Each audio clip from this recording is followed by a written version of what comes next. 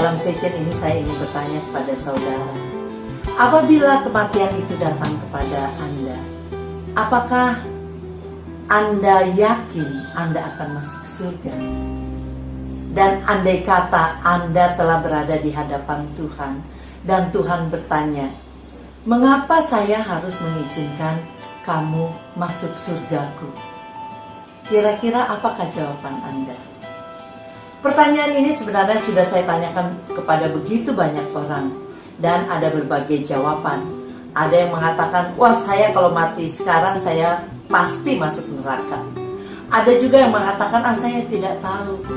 Atau ada yang mengatakan, ya saya masuk surga karena saya rajin beribadah, saya rajin berdonasi, saya udah bayar zakat, saya sudah berbuat baik kepada banyak orang. Namun pertanyaannya adalah, seberapa banyaknyakah ibadah atau kebaikan yang harus kita lakukan agar kita dapat masuk surga? Nah, mungkin Anda bingung ya menjawabnya ya. Nah, saat ini dalam session ini saya ingin menyampaikan suatu kabar gembira, suatu kabar sukacita, yaitu bahwa masuk surga atau hidup yang kekal adalah suatu anugerah, adalah suatu pemberian, sebuah hadiah yang diberikan oleh Tuhan kepada manusia. Namun demikian, meskipun surga adalah sebuah hadiah yang diberikan Tuhan, semua orang, saya dan Anda, tidak layak menerimanya. Mengapa? Karena saya dan Anda berdosa. Surga adalah tempatnya Tuhan di mana tidak ada diizinkan dosa setitik pun. Semua manusia telah jatuh ke dalam dosa. Oleh karena manusia berdosa, ia tidak bisa masuk surga, tidak layak masuk surga. Nah, lalu bagaimana kalau tidak layak masuk surga? Pasti ada satu cara. Betul, ada satu cara, yaitu caranya Tuhan. Siapa Tuhan? Tuhan, ada orang yang mengatakan Tuhan itu seperti polisi, yaitu yang selalu menerapkan keadilan, selalu menghukum.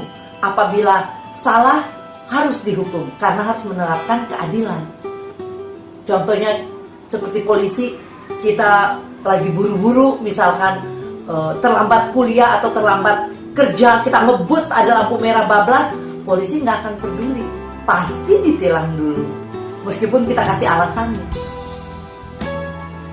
Ada juga yang berpandangan Tuhan itu seperti seorang kakek.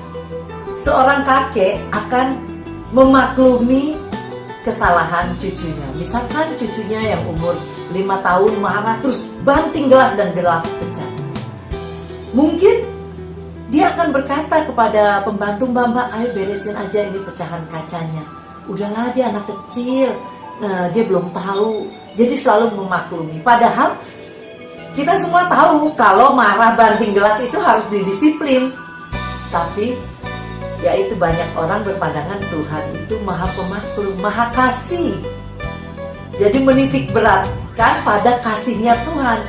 Oleh karena itu orang-orang yang punya pemahaman seperti ini selalu berbuat dosa. Mengapa? Karena mereka pikir, Tuhan maha kasih, nanti juga diampuni.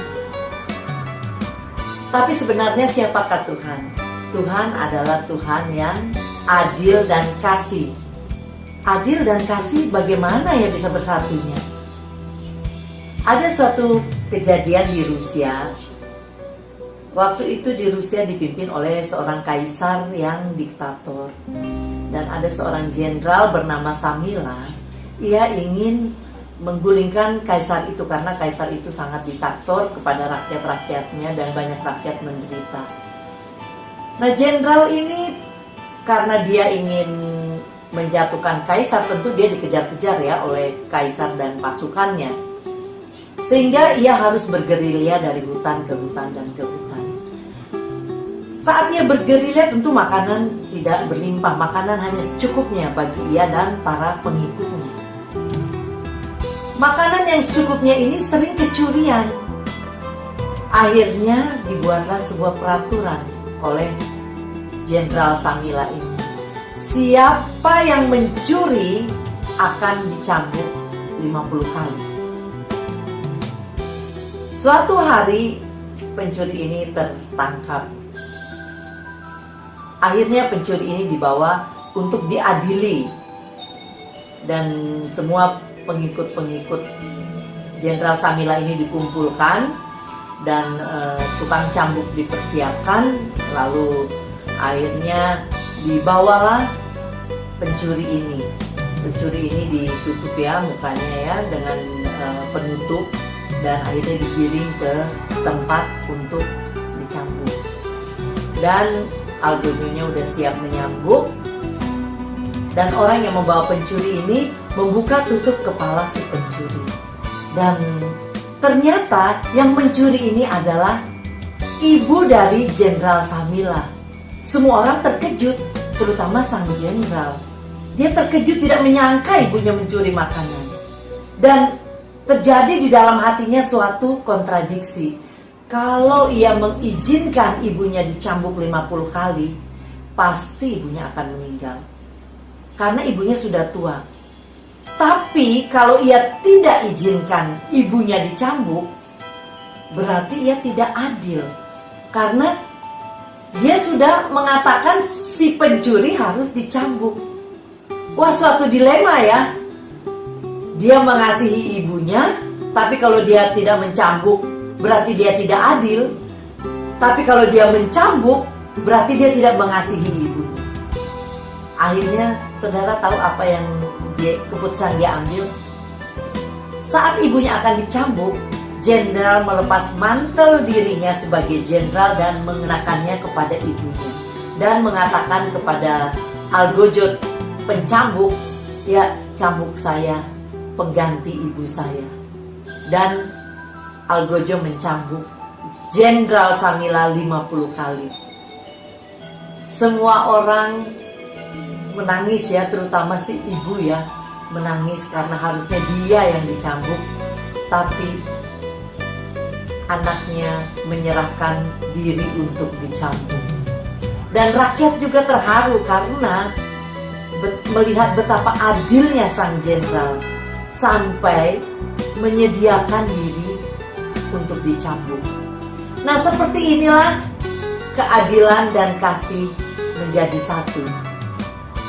Nah, dengan cara seperti inilah Allah menunjukkan kasih dan keadilannya. Ia mengorbankan dirinya di dalam Yesus Kristus. Siapakah Yesus Kristus? Yesus Kristus adalah Tuhan yang menjadi manusia. Apa yang dilakukan Yesus? Yang dilakukan Yesus adalah Ia disalibkan menggantikan kita. Ia menanggung dosa-dosa kita. Harusnya kita yang mati oleh karena dosa-dosa kita. Tapi Yesus datang ke dunia, Ia yang tidak berdosa dibuat menjadi dosa, agar kita, saya dan Anda yang berdosa menjadi tidak berdosa. Mungkin untuk lebih mudah dimengerti, saya akan memberi ilustrasi dengan menggunakan dua tangan saya. Misalkan tangan yang ini mewakili manusia yang berdosa. Dan tangan ini mewakili Allah yang adil dan kasih. Tadi kita telah mendengarkan bahwa Allah itu sangat mengasihi manusia dan ingin menganugerahkan surga atau hidup yang kekal kepada manusia. Ia ingin memberikan hidup yang kekal sebagai hadiah kepada manusia. Tetapi manusia tidak bisa menerimanya karena ada dosa yang menghalangi manusia untuk menerima anugerah keselamatan atau surga. Karena itu kemudian Allah turun menjadi manusia dalam Yesus. Dan Yesus sebagai manusia yang tidak berdosa ini dibuat menjadi dosa. Dosa manusia kita ditimpakan kepada Yesus supaya kita yang berdosa tidak menjadi berdosa. Yesus karena sudah ditimpakan dosa, dan upah dosa adalah maut, maka ia harus mati. Ia harus menerima hukuman atas dosa supaya keadilan itu terjadi. Karena dosa itu supaya adil harus dihukum. Itulah sebabnya kemudian Yesus mati di kayu salib dan turun ke dalam kerajaan maut untuk menebus dosa kita, sehingga kita tidak perlu turun ke dalam kerajaan maut. Kita tidak perlu mati. Tapi karena Yesus adalah Tuhan sendiri, maka di alam maut ia mengalahkan kematian, dan pada hari ketiga ia bangkit. Dan kemudian berapa hari kemudian naik ke surga. Sekarang Yesus di surga. Dari sana ia menawarkan surga atau kehidupan yang kekal atau keselamatan kepada umat manusia. Mereka yang percaya dengan iman, yang menerima Yesus sebagai Tuhan dan Juru Selamat, dan menyerahkan semua dosa-dosanya kepada Yesus, dan mengandalkan Yesus sebagai satu-satunya Tuhan dan Juru Selamat untuk menyelamatkan hidupnya. Ini disebut iman. Hanya mereka yang beriman, percaya bahwa Yesus adalah Juru Selamat, maka apabila kematian itu datang secara tiba-tiba ataupun tidak, mereka yang percaya bahwa dosa-dosanya telah ditanggung oleh Tuhan Yesus dan Tuhan Yesus adalah satu-satunya Juru Selamat, maka mereka inilah yang layak menerima hadiah surga. Dan apabila kematian datang, orang-orang ini setelah kematian pasti akan masuk surga. Oleh karena itu, pada kesempatan ini, bagi mereka yang ingin menerima Yesus sebagai Tuhan dan Juru Selamat, saya ingin mengajak Anda berdoa bersama saya. Mari kita berdoa. Bapa di surga, saya mengucap syukur untuk hari ini. Saya sudah mengerti bahwa hanya melalui Yesus Kristus, satu-satunya Juru Selamat, saya akan diselamatkan. Saya mengaku bahwa saya telah berdosa, sejak lahir saya telah berdosa. Saya mohon ampun semua dosa-dosa saya ya Tuhan. Saya percaya bahwa Tuhan Yesus sudah datang ke bumi untuk menebus dosa saya, telah mati di kayu salib, turun ke dalam kerajaan maut, dan pada hari yang ketiga telah bangkit dari antara orang mati untuk menyelamatkan saya. Saya buka hati, pikiran, dan roh saya untuk menerima Yesus sebagai Tuhan dan Juru Selamat saya, sebagai satu-satunya Tuhan yang saya andalkan untuk keselamatan jiwa saya dan keluarga saya. Dalam nama Tuhan Yesus Kristus, saya berdoa, Tuhan masuklah ke dalam kehidupan saya. Jadilah Tuhan, Raja dalam kehidupan saya. Saya menyerahkan hidup saya mulai sekarang sampai selamanya ke dalam tangan-Mu. Dalam nama Tuhan Yesus saya berdoa. Amin. Anda yang bersama saya mengucapkan doa tadi, saya ucapkan selamat. Tuhan Yesus memberkati.